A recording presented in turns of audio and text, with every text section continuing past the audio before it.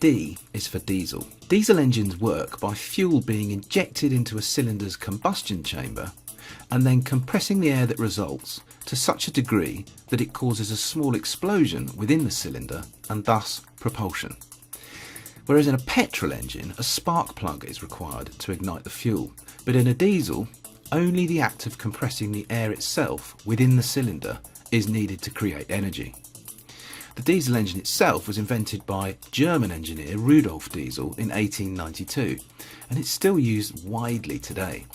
Jaguar Land Rover's diesel engines are highly sophisticated, use turbochargers, and are known internally as Ingenium, and although they're much more efficient than those of yesteryear, they still employ the same fundamental principles of ignition as those invented by Rudolf Diesel. D is for dampers. Also known as shock absorbers, dampers are what help absorb the shocks encountered by the tyres as a vehicle moves along the road.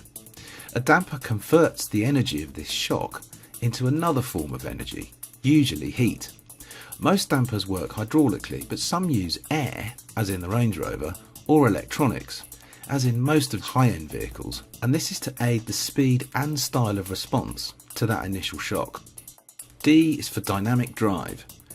The more sporting Jaguar Land Rovers all come with dynamic drive as standard, and this enables a driver to alter a car's dynamic personality on the move electronically.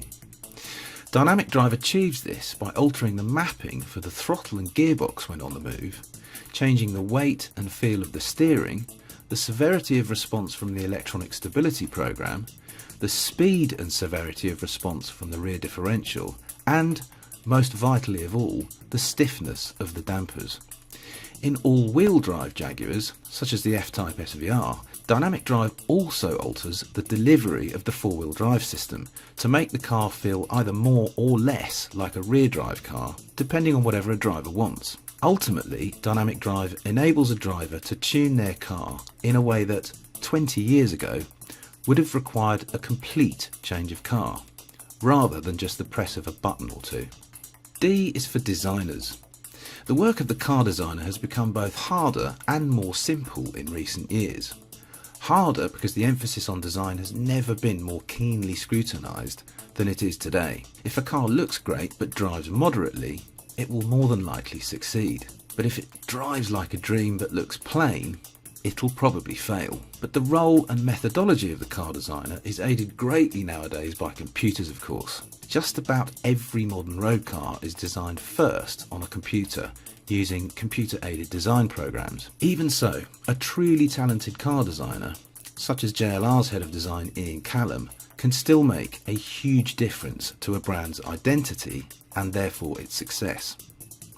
After the CEO, you could easily argue that the next most important person in any car company is its chief designer. Next week, the letter E.